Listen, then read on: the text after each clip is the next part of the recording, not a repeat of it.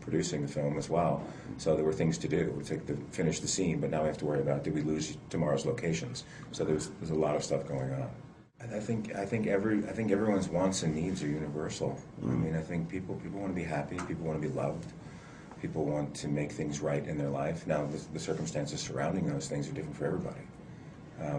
Obviously, everybody wasn't raped as a child, but maybe your best friend moved away, or your dog was, I mean, there's always something that you're processing and trying to make right.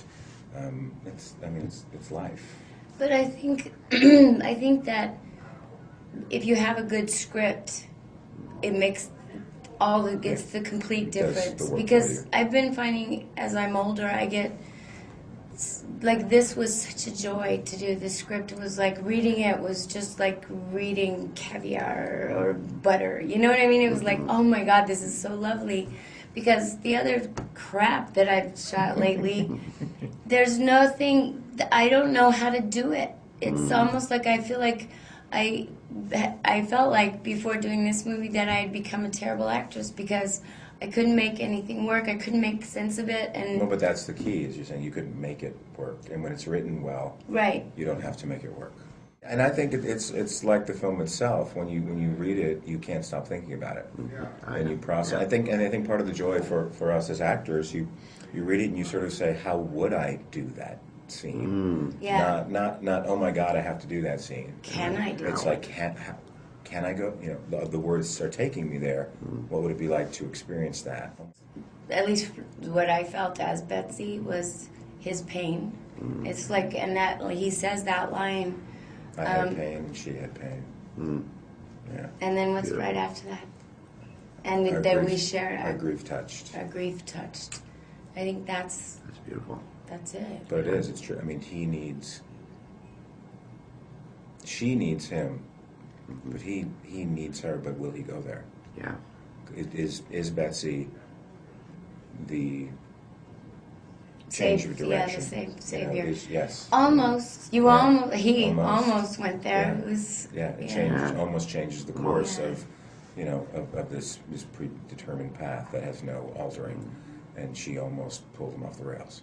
We all have, I think, elements of this in us when we go to visit places. You know, everyone wants to go see, 9/11. You want to go see where the towers went to sort of pay homage, respect. But there's a part of you that needs to see it to make sure it's real. To whether you can imagine it or not imagine it, you know what happened in this place that you're going to. And typically these places that you go to are where horrific things happen are completely serene now and quiet. You go to the beaches, the Omaha Beach in Normandy. It's gorgeous. Well, yeah, it's been almost 100 years. Yeah. No, but to think of what happened there on that day, But I don't know. I mean, I don't want to go and see where a serial killer lived. That's why you're Betsy. Yeah, right. I just think it's about damaged people, and what can happen when the help is not given to people who need help. Or what can happen when you don't have any unconditional love. Yeah. Even though your mom pretty much gave you unconditional love, but not really. Yeah, she didn't want to deal with it. You can do the scene in the diner. I talk about Mars Knapp. This guy was gang raped as a kid. It'll fuck you up, Ma. And she's sort of wants to change the subject because she knows what happened.